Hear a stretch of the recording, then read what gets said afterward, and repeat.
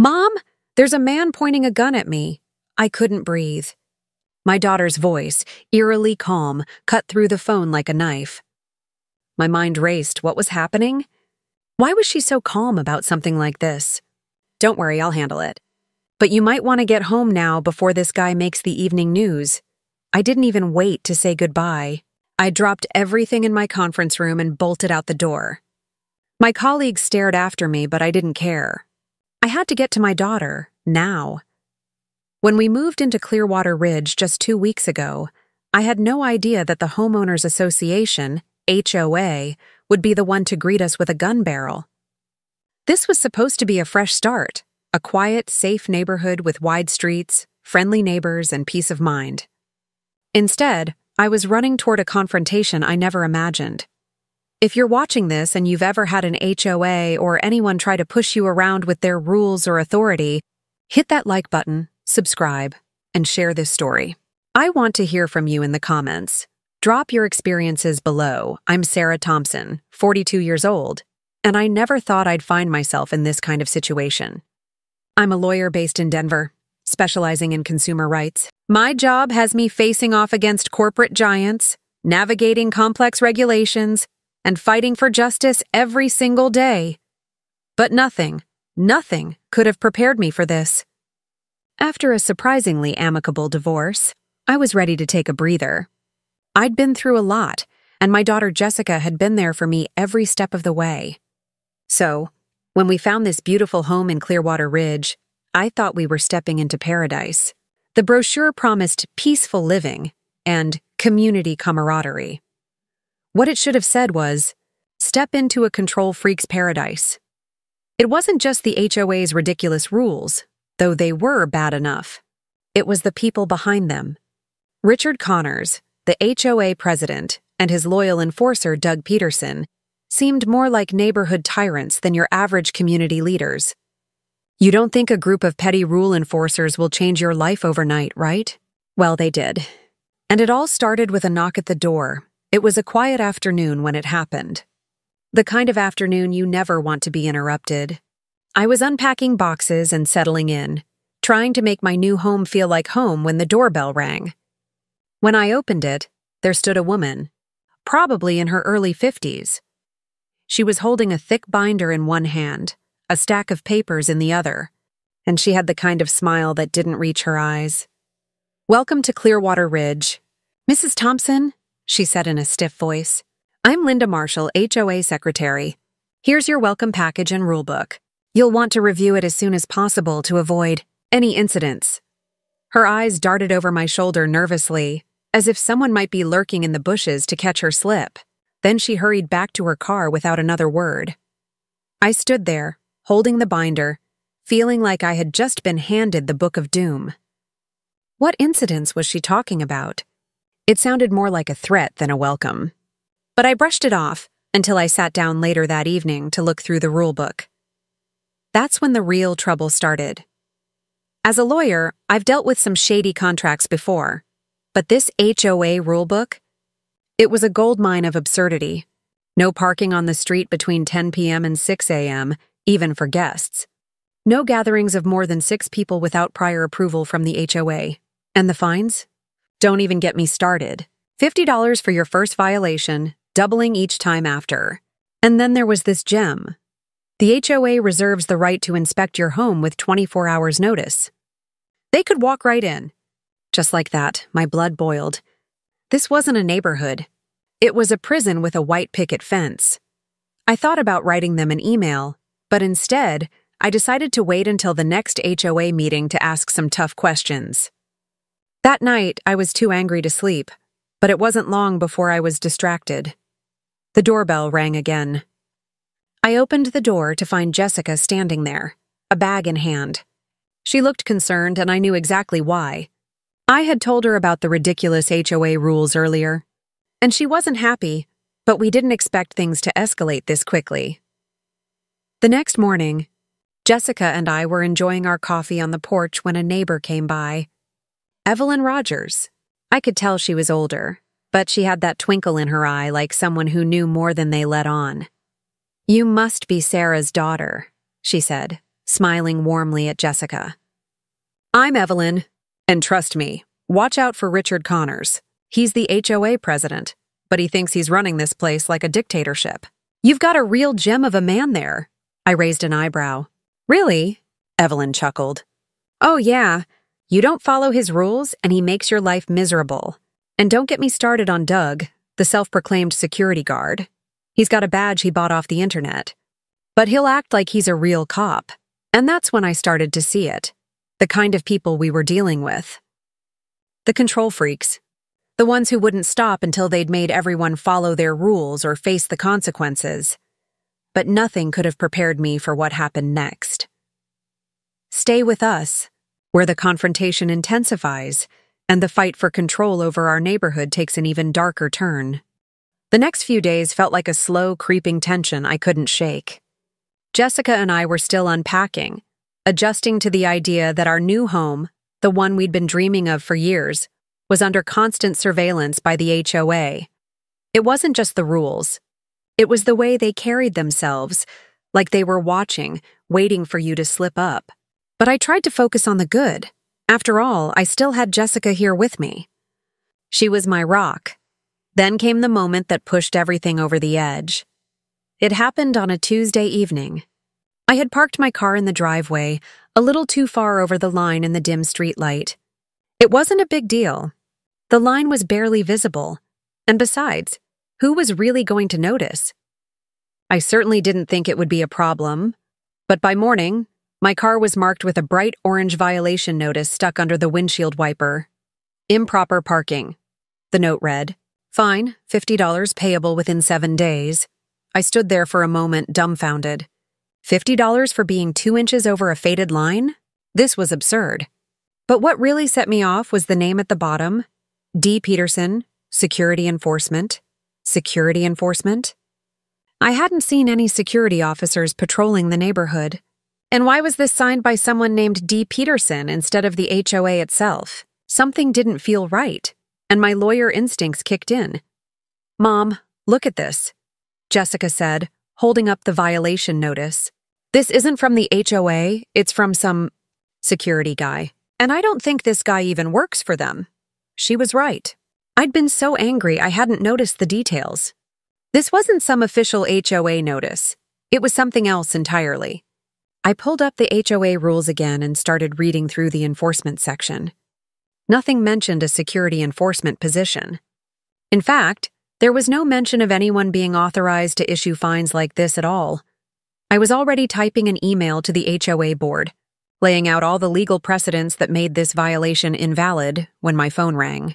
The number was local but unfamiliar, Mrs. Thompson. The voice on the other end was deep but cold. "This is Richard Connors, president of the HOA. I received your concerns about our parking enforcement."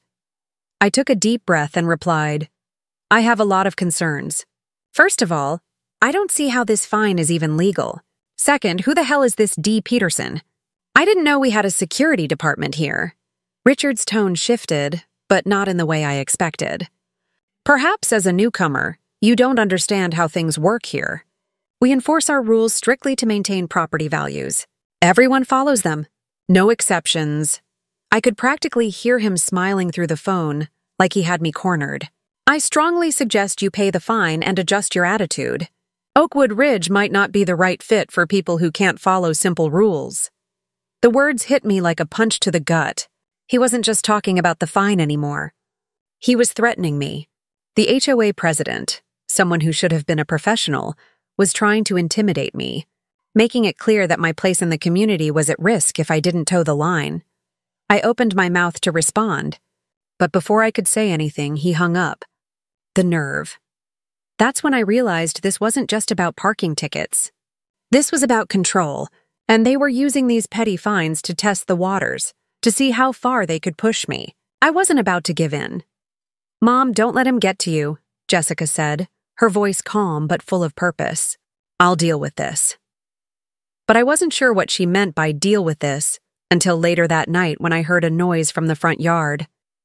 It was faint at first, like the sound of someone walking slowly across the lawn. I couldn't shake the feeling that something wasn't right. "Mom, come here!" Jessica called out from the window. I walked over and looked out, and what I saw made my stomach drop. A man, dressed in a security uniform, was standing in our yard. He wasn't just walking around. He was spray painting a large red X across the front lawn. It was like a target, a message. I rushed outside, furious.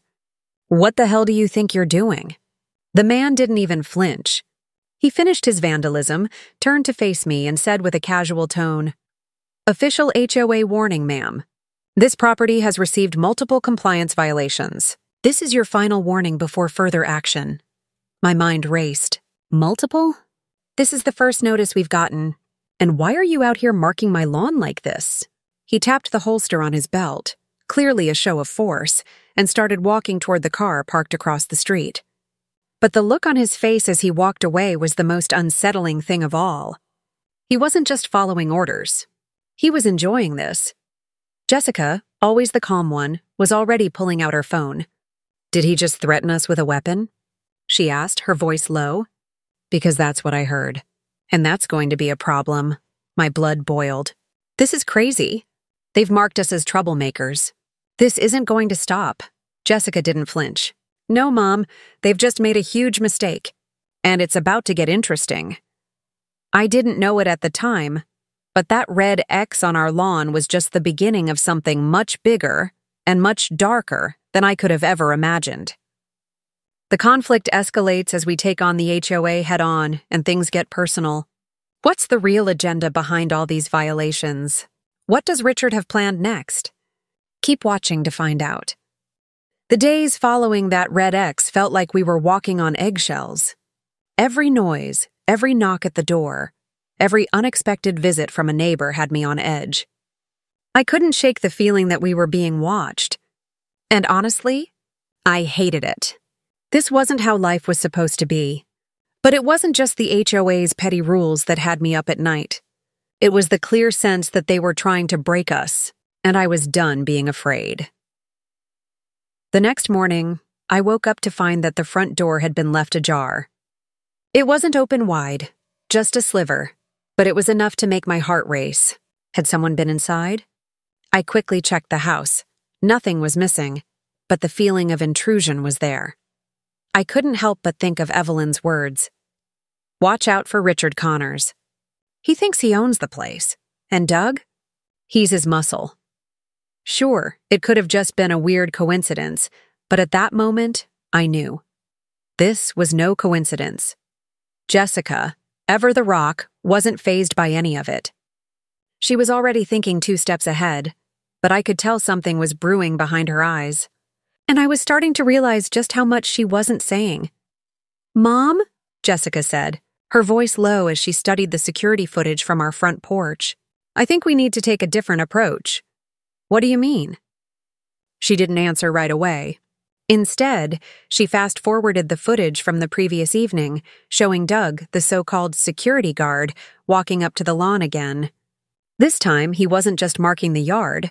He was looking directly at the house. And as he got closer, we could see him glancing over his shoulder as if to make sure no one was watching him. "This doesn't look like regular enforcement," Jessica muttered, more to herself than to me. "This is harassment." I felt the blood drain from my face. Harassment. That's what it was. They were trying to push us out, one small violation at a time, until we were begging to leave. But I wasn't about to give in. Not without a fight. That evening, we decided to attend the next HOA meeting. I didn't want to go, but I knew I had to. The idea of sitting in a room full of people who had been manipulated by Richard and Doug made my skin crawl. But I had no choice. If I was going to take on this fight, I had to face them head-on. When we arrived, the community center was packed. Around 40 residents were already seated, whispering among themselves, eyes darting toward the front of the room. Richard Connors stood by the podium, looking every bit the authority figure he thought he was. Doug hovered near the back, arms crossed like a bouncer at a nightclub. And Karen, the nervous HOA secretary, was sitting behind a table with financial reports in front of her, avoiding eye contact as we walked in. The tension in the room was thick, like you could cut it with a knife. The only thing louder than the murmurs was Richard's voice as he called the meeting to order. "Before we begin, let's welcome our newest resident, Mrs. Sarah Thompson," he said, his gaze locking onto me. "Mrs. Thompson has already demonstrated her special perspective on our community standards." A few nervous laughs echoed through the room. I could feel the eyes of the entire room on me. Most faces were impassive, but I could tell some of the residents were uncomfortable. Richard's eyes glinted with that same arrogance I'd already come to hate. I sat down, trying to remain composed. I wasn't going to let him push me around. Not anymore. For the next 45 minutes, I watched in stunned silence as Richard ran the meeting like a dictator. Anyone who dared to question him was quickly shut down with vague answers. One man asked why the landscaping costs were so high, and Richard's response was to tell him it was a necessary improvement. No specifics. No transparency. Just a command to be quiet and move on. Then, a man named Michael Garcia, one of the few who seemed to question anything, asked about the rising security costs. Richard dismissed him immediately, cutting him off mid-sentence. "We've already discussed this," Richard said, his voice hardening. "Increased security is non-negotiable." There were no specifics about why or how, just a blanket statement meant to silence anyone with legitimate concerns. The intimidation in the room was palpable, but no one said a word, and then it was my turn. I raised my hand, and Richard looked at me with a mixture of annoyance and disdain before finally acknowledging me. "Yes, Mrs. Thompson?" I stood up, trying to keep my voice steady. "I have a few questions about the legal basis for some of your enforcement protocols," I began, my voice unwavering. "Specifically, the provision allowing HOA representatives to enter private properties for compliance inspections. That directly contradicts state property laws unless specific consent is established in the original deed." A heavy silence fell over the room. You could feel the tension shift, like everyone was holding their breath. I wasn't backing down, and I wasn't about to let Richard steamroll me. Richard's face flushed, and he gripped the podium so tightly his knuckles turned white. "Mrs. Thompson," he said, his voice dangerously calm, "we appreciate your legal opinions. However, our covenant was established with guidance from top HOA attorneys. These matters were settled long before you arrived." I felt my cheeks flush with frustration. He was trying to dismiss me, make me feel small. But I wasn't about to let him. "Your fine structure also exceeds what's permissible under state statutes governing homeowners associations," I added, my voice firm. "Specifically, Code 27453. The room grew colder, and Richard's smile didn't reach his eyes. "If you'd spend as much time reading the welcome package as you did trying to find loopholes, you'd understand that by purchasing a home in Clearwater Ridge, you've already consented to our governance structure. Perhaps next time you'll do more thorough research before buying." The room went silent. The sting of his words was sharp, but I didn't flinch. Years in courtrooms had taught me to never show when you've been hit. But inside I was seething, before I could say another word. The meeting was adjourned, and I left the podium with a feeling of unease settling in my chest.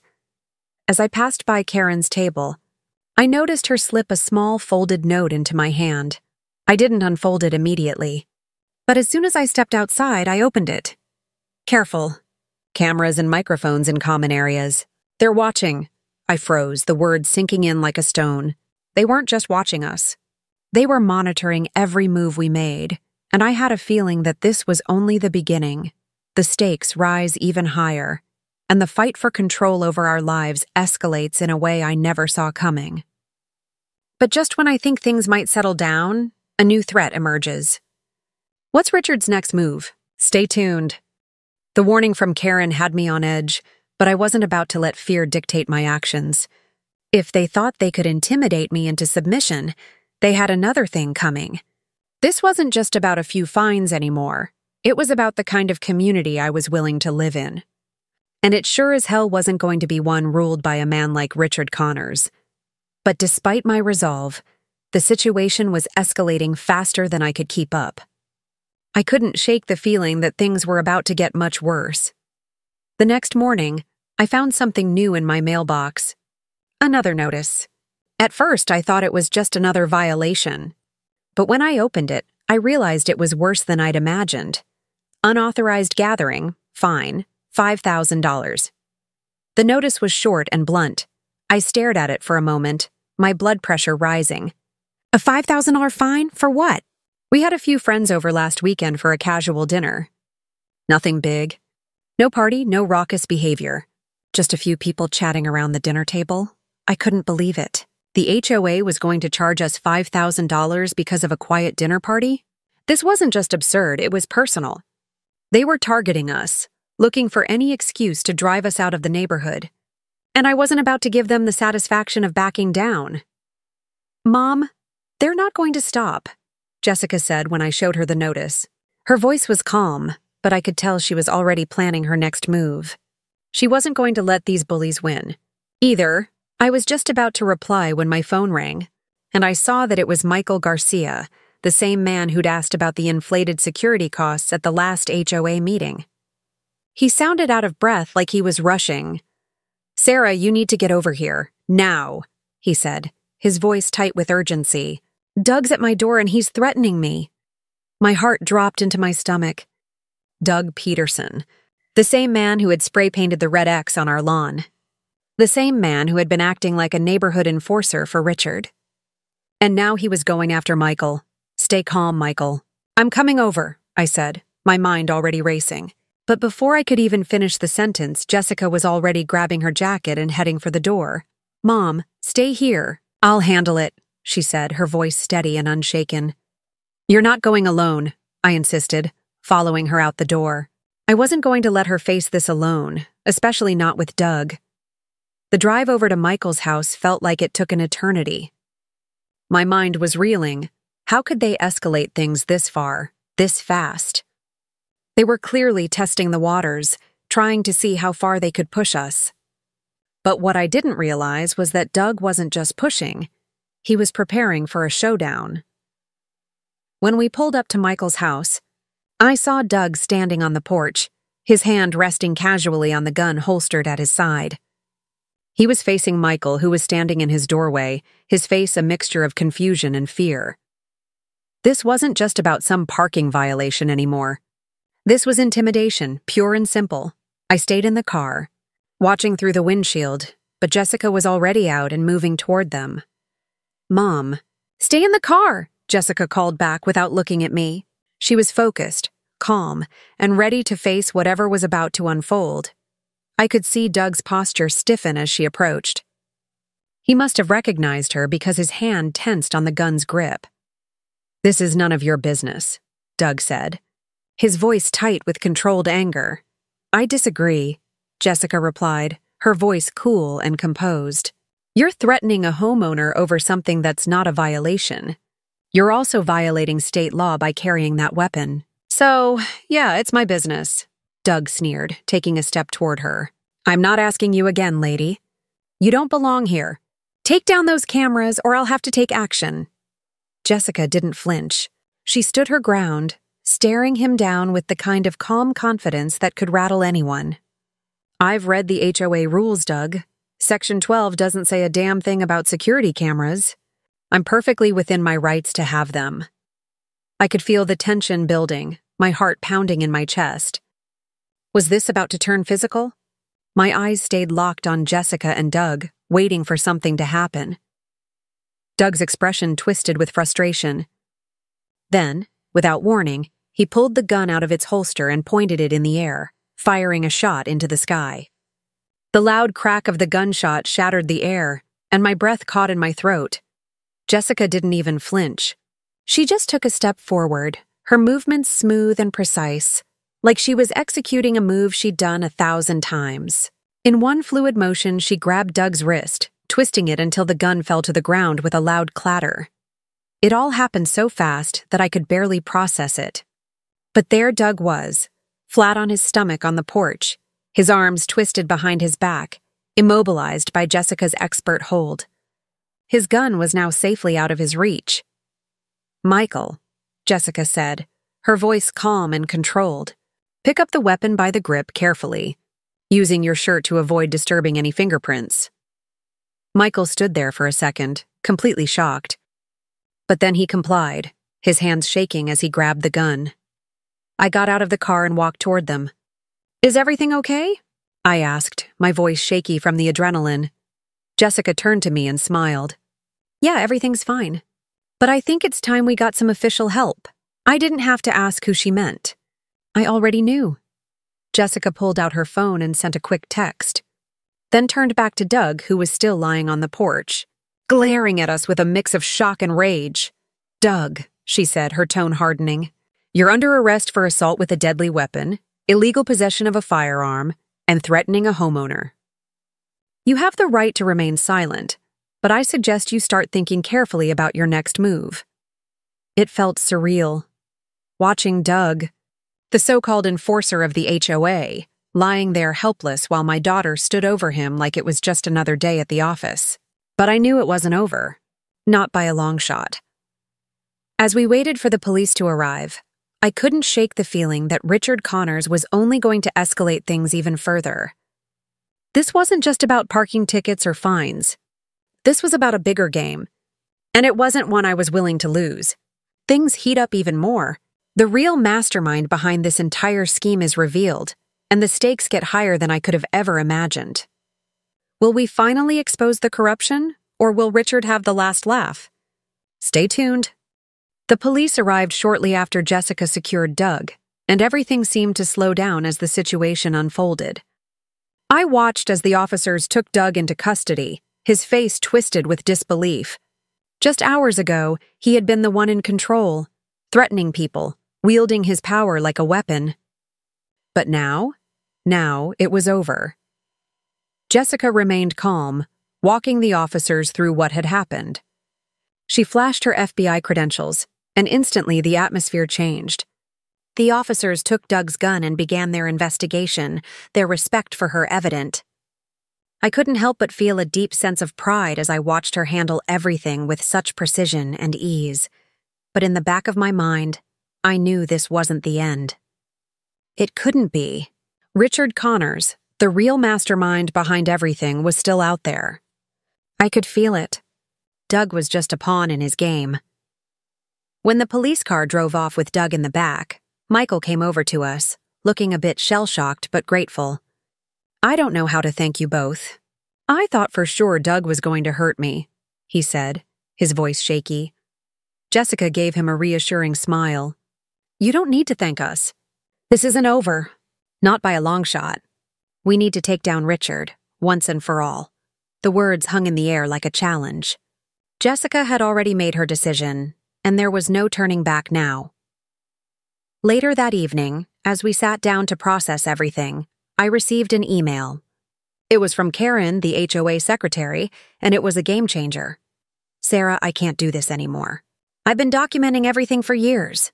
Richard's been funneling HOA money into shell companies connected to his brother-in-law's real estate firm. They're driving people out of the neighborhood to buy up their homes at below-market prices. I have all the evidence. Meet me tomorrow at the Riverdale Cafe. We need to talk. I stared at the screen, my heart pounding. This was it. The evidence we needed to expose Richard and his corruption was finally in our hands. The next day, Jessica and I met Karen at the cafe. She handed us a flash drive, her hands shaking. This is everything, she said, her voice trembling. All the financial records, the fake companies, the blackmail, everything. I took the drive, feeling the weight of it in my hand. This is going to end it, I said quietly. Jessica nodded, her expression unreadable. It's time to finish what we started. With the evidence in hand, we contacted the FBI's Financial Crimes Unit, and within days, Richard's operation was exposed. The shell companies, the illegal deals, the manipulation of the HOA, everything came to light. Richard was arrested, along with several other members of his so-called board. As the news spread through the neighborhood, residents began to rally. They finally had the courage to speak up about the years of intimidation, the broken windows, the property damage. The community was coming together, not out of fear, but out of strength. Richard's reign of terror was over. Within weeks, a new HOA board was elected, one that was actually accountable to the homeowners. The changes weren't just legal. They were emotional. People who had been afraid to speak out now found their voices. The neighborhood felt different, lighter, freer. But for me, the best part came when Jessica and I stood on our front porch, watching the kids play in the yard. The red X that Doug had spray painted was long gone, replaced by a small sign on our lawn that now read, "This area protected by FBI. Think twice before pointing guns."